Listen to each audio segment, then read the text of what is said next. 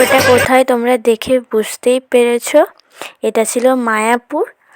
আমরা সেদিন গিয়েছিলাম, তো আমরা বিকালবেলায় গিয়েছি, মানে 4টে ট্রেনটা ধরে গিয়েছিলাম। তো hello guys, WhatsApp everyone, this is me Payel Debnath. তোমরা সবাই কেমন আছো? আশা করি তোমরা সবাই ভালো আছো, আর আমিও খুব খুব ভালো আছি। দিনটা ছিল 4 ডিসেম্বর। আমি, আমাদের পাড়ার দুটো দাদা, দাদার বৌদি, 2 বৌদি, আমার দাদা, দাদাদের ছেলে মেয়ে, সবাই মিলে আমরা চলে গিয়েছিলাম মায়াপুরে। তো এখন আছে পাটুলি স্টেশনে। তো এই দেখো দীপুদা, এটা ওইটা বাবুদা, ওইটা আমার দাদা। হঠাৎ প্ল্যান করা হয়েছিল, খেয়ে দিয়েই ওদেরকে দেখলাম ড্রেস পোশাক পরে টোটোয় উঠতে। তখনই আমরা দাদাকে বললাম যাবি আমরা, তো বাবাকে বললাম, তো আমরা দুজনে মিলে চলে গিয়েছিলাম। এই দেখো দাদা ছেলে মেয়ে দুজনা। হঠাৎ প্ল্যানে চলে গেলাম, আর যেগুলো অনেক মানে প্ল্যান করি অনেক দিন আগে থেকে, সেই প্ল্যান আর সাকসেসফুল হয় না, এটা হঠাৎ করেই সাকসেসফুল হয়ে গেল। তো কথা বলতে বলতেই আমরা ট্রেনে করে চলে এসেছি একদম গঙ্গার সামনে, মানে ট্রেনে করে, মানে বিষ্ণুপ্রিয়া স্টেশন থেকে নেমে ওখান থেকে টোটো করে আমরা চলে এসেছি বড়ালঘাটে।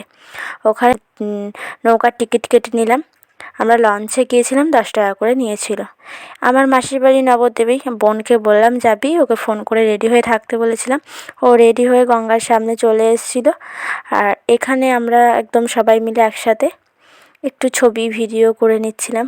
আর দেখো কুয়াশা কুয়াশা পড়ে গেছে, আর তখন বাজছিল প্রায় 4:45 এরকম বাজছিল, তাও অন্ধকার অন্ধকার হয়ে যাচ্ছে।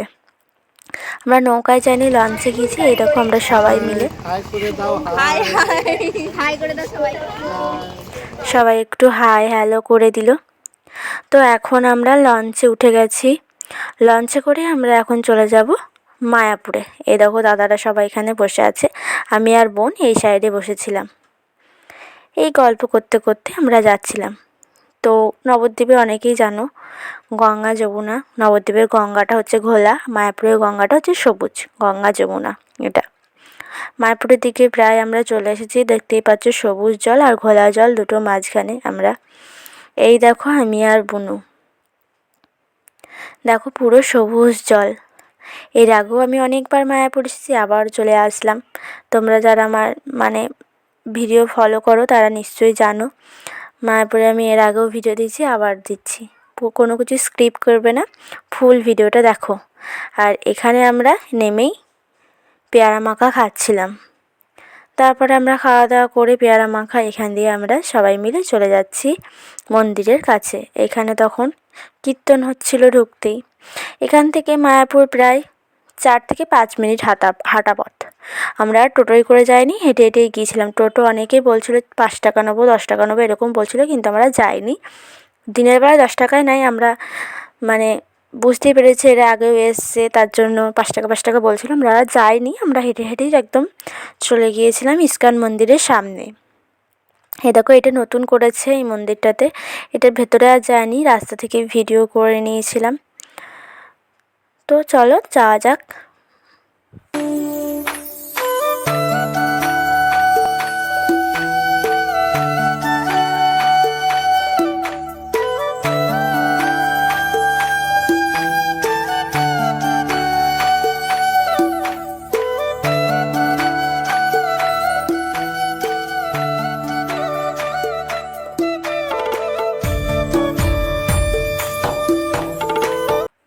এই দেখো মিঠাই কত সুন্দর হাঁটছে, এর নাম মিঠাই, দীপুদার মেয়ের নাম।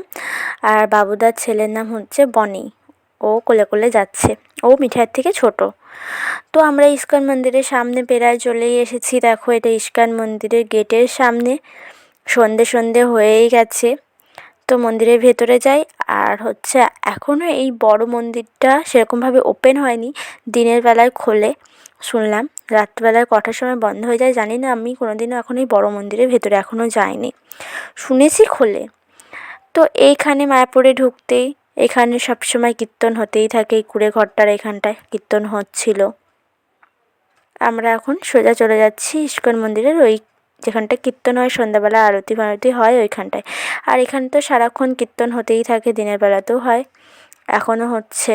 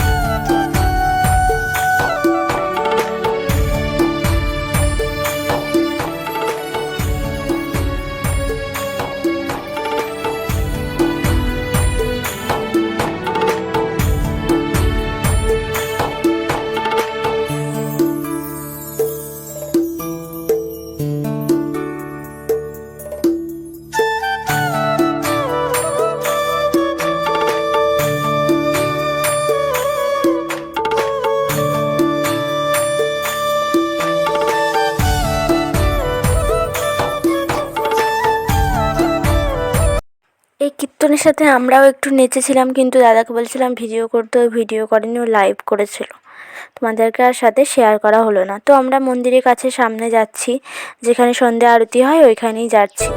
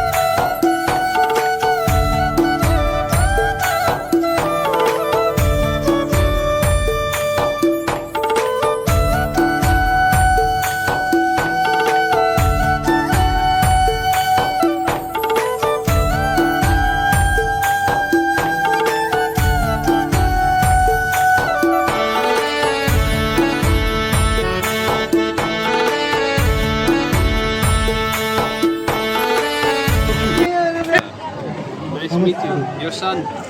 Hare Krishna. Very nice. Not yet. I'm a teacher, America teacher. Are you student? Yes. Student, I'm teacher. So my seva, all student, I give one book for knowledge. This is about Prahlad.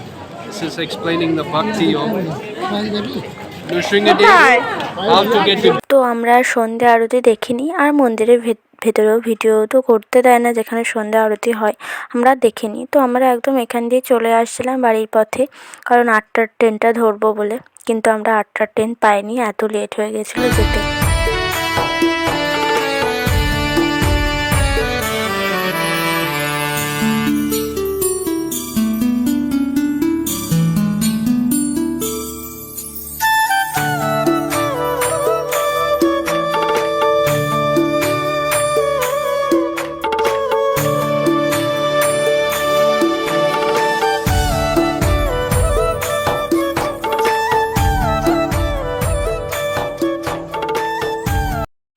এই দেখো আমি এখানে একটু video করে নিলাম, আর আমাকে একটু কেমন লাগছে একটু কমেন্টে জানিও।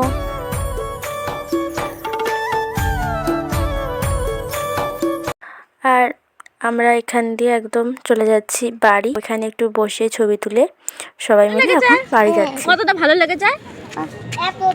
আর মিঠাইকে এখানে বলছি কেমন লেগেছে মিঠাই।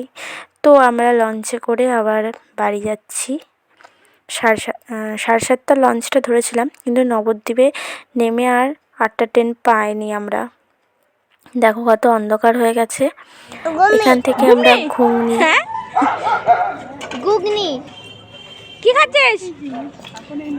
ভালো করে বল, কি বল, কি করে ভালো বল। এখানে আমরা ফুচকা, ঘুগনি, মোমো খেতে খেতেই লেট হয়ে গেছিলো, ছোটো মাসির বাড়িও আর যাওয়া হয়নি। তো আমরা ওই বড় বাজারের ওখান থেকে টোটোয় করে একদম বিষ্ণুপ্রিয়া স্টেশনে করে নেমে একদম বাড়ি চলে এসেছি। তারপরে আর ভিডিও করা হয়নি, এখানেই ভিডিওটা শেষ করে দিচ্ছি।